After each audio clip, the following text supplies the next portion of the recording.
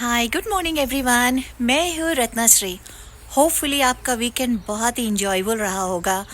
मैं आज के वीडियो में अपने वीकेंड्स की कुछ झलकियाँ दिखाती हूँ। ये देखिए हमारे फ्रंट गार्डन का क्या हाल है। ये जो हेज है कॉनिफर के, जिससे हमें बड़ी अच्छी प्राइवेसी मिल रही थी, ये पूरा मर रहा है। सामने का 4-5 हेज तो बिल्कुल डेड हो चुका है। और इसके साथ जो ये ट्री देख रहे हैं, ये एक ज़माने में यानी कि जस्ट 2 years बैक बहुत ही सुंदर फूलों से लदा हुआ वृक्ष हुआ करता था, जो कि हमारे घर की शोभा थी।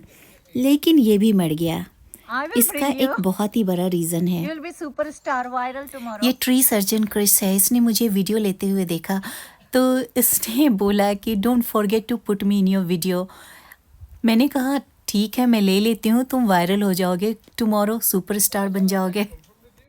I know, weather was so good and I thought when you're coming it's wet. You know, this is the evidence what my husband does. I did not tell you because when he chopped, trees stopped growing. And I was asking him, don't do in July. He did chop in July, but he doesn't listen. He doesn't listen, and this is what he does. Whatever, when he... Cut it when the sap is not running upwards. Say again?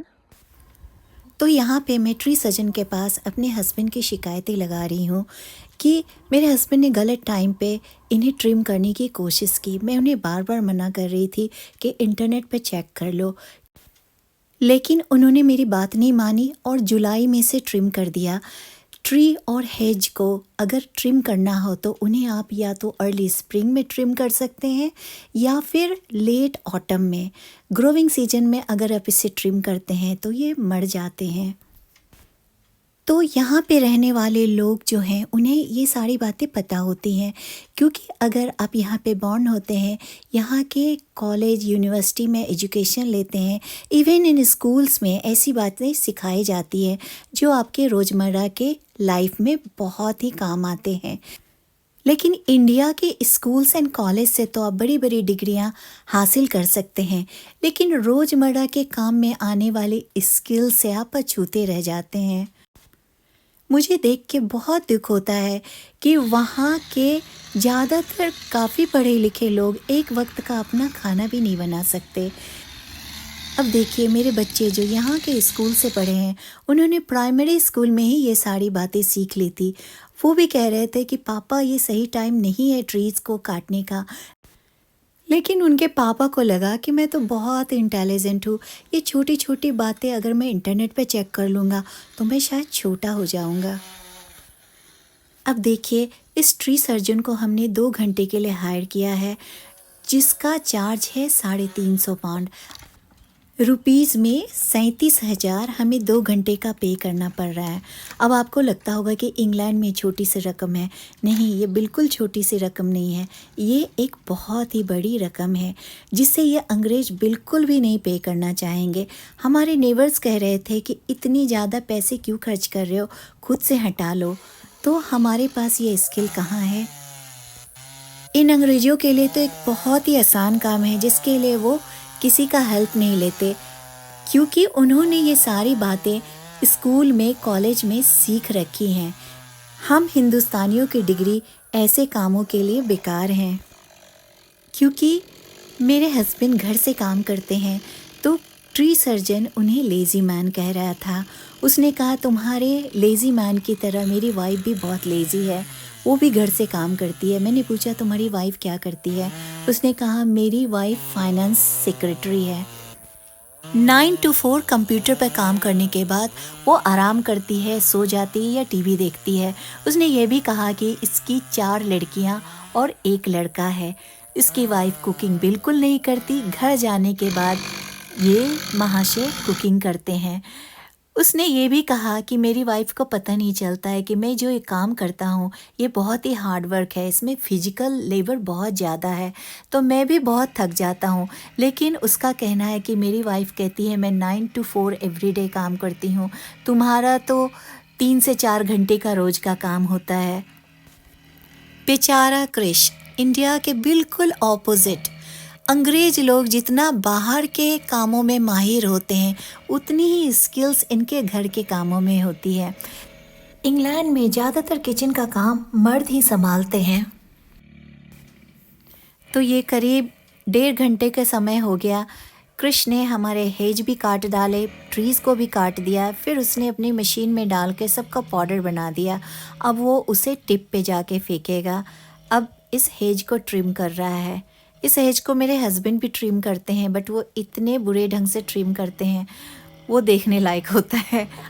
देखने लायक भी नहीं होता। तो 350 pound की budget में, यानी कि 37,000 रुपये में इसने ट्री को काटा, हेज को काटा, उसे डिस्पोज किया। अब उस पर वो कीटनाशक दवाओं का छिड़काव भी करेगा, क्योंकि इसका कहना है कि इन हेज में स्पाइडर माइट्स भी लग गए हैं। पहले तो हमें लगा कि इन सारे हेज को हटा करके हम नया हेज लगाते हैं। हमने करीब 5-6 लोगों से इसका कोटेशन भी ले लिया था। फिर इन्होंने बताया कि अगर आप नया हेज लगाते हैं तो कॉनिफर के हेज को इस हाइट तक ग्रो करने में करीब 8 से 10 साल लग जाएगा। अब 8 से 10 साल तक पता नहीं हम इस घर में रहेंगे कि नहीं।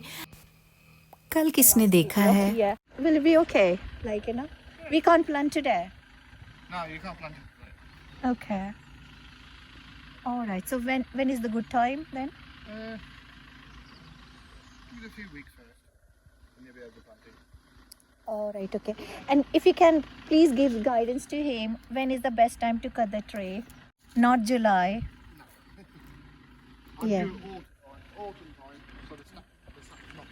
Or what about early spring? Yeah. Makes the snap not. Tree काटने के बाद इसने पूरी साफ़ सफाई कर दी। मैं इनसे रिक्वेस्ट कर रही थी कि सामने जो खाली हो गया है वहाँ पे कोई नया हेज लगा दे, कोई कॉनिफर लगा दे, बट इनका कहना है कि इसने जो कीटनाशक दवाओं का प्रयोग किया है उसे इफ़ेक्टिव होने में करीब 2 वीक लग जाएंगे। तो 2 वीक के अंदर अगर हम कुछ लगाते हैं तो वो फिर से मर जाएगा। चलो, फ्रंट गार्डन के बाद आप अब हमारा बैक गार्डन देखिए, पूरा मेस भरा हुआ है।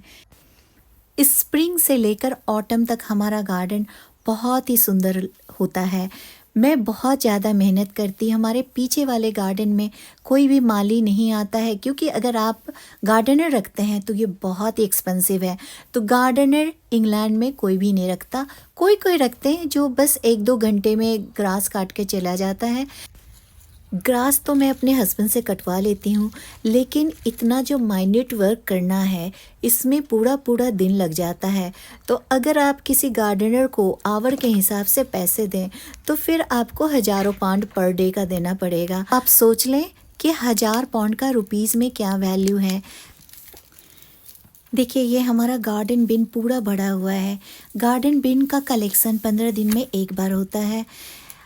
जब ये भर जाए तो हम क्या करें, इसीलिए आज मैं पूरे गार्डन से लकड़ियाँ और सूखे पत्ते इकट्ठा करके उसको जला रही हूँ।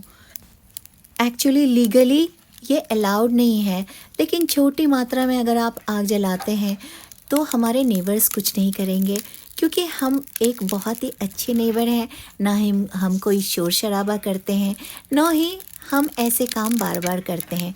तो साल में एक बार हमने छोटे पैमाने पर आग लगा भी दिया, तो हमारे नेबर्स को इससे कोई परेशानी नहीं है। वैसे भी हमारे नेबर्स जानते हैं कि मैं बहुत ही कीन गार्डनर हूँ। समर के टाइम में हमारा गार्डन बहुत ही खूबसूरत लगता है और ये लोग हमारे गार्डन में घूमने भी आते हैं। कई बार ये आके फ़ोटोग्राफ्स ले जाते हैं, साथ में ये अपनी पसंद के कुछ हर्ब्स भी ले जाते हैं। यहाँ बहुत सारे हर्ब्स जो मैं उगाती हूँ अपने किचन में यूज़ नहीं करती, क्योंकि इंडियन खाने में सेज, थाइम ऐसे हर्ब्स का ज़्यादा यूज़ कहाँ होता है। तो ये अंग्रेज आते हैं, ऐसे ऐसे हर्ब्स को इकट्ठा करके मेरे गार्डन से ले जाते हैं, या मैं तोड़ के उनको पहुँचा के आती हूँ। तो हमारे नेबर्स के साथ बहुत ही प्यारा रिलेशन है। ये जो सूखे पत्तों और लकड़ियों के जलने के बाद हमें राख मिलेगा, उसका गार्डन में बहुत ही अच्छा उपयोग होने वाला है। उसमें हाई मात्रा में पोटेशियम होती है, जो कि फ्रूट्स एंड वेजिटेबल्स के लिए बहुत ही उपयोगी है। तो उससे मैं अपने कंपोस्ट में यूज़ करने वाली हूँ। शायद मुझे ये सब काम करते हुए देख के आपको लग रहा होगा कि कितनी मुश्किल लाइफ है, इंग्लैंड में रहने का क्या फ़ायदा। तो मैं आपको बता दूं कि ये मेरी हॉबी है। मुझे गार्डनिंग करना बहुत ही अच्छा लगता है। ख़ासकर आप इस तरह से आग जलाते हैं तो ये एक फ़न होता है।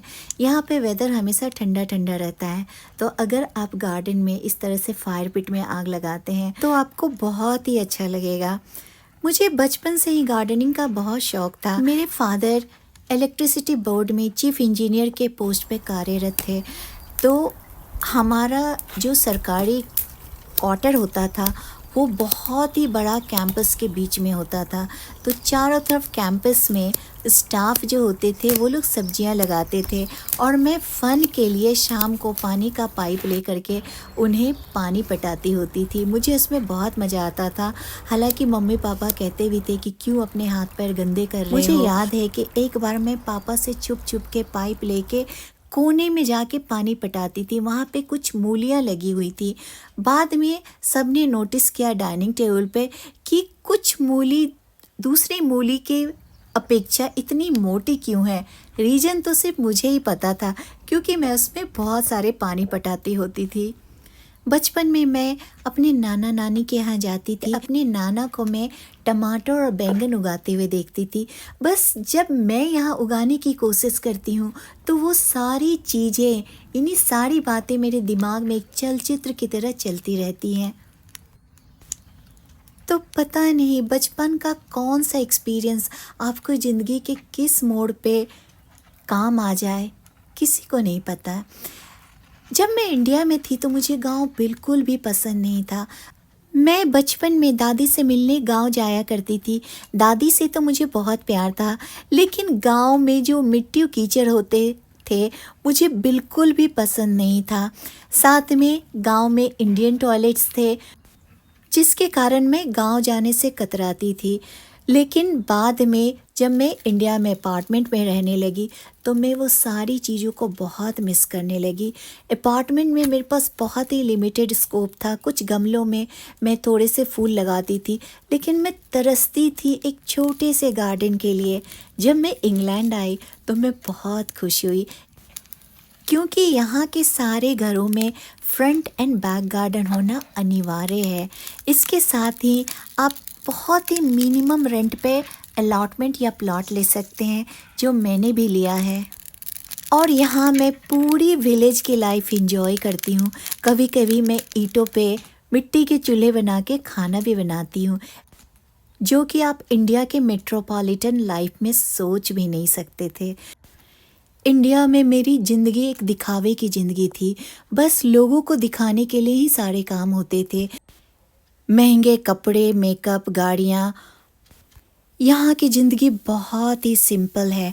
लोग बहुत ही सिंप्लिसिटी के साथ जीते हैं, क्योंकि इनमें स्ट्रगल फॉर एग्जिस्टेंस नहीं है ना।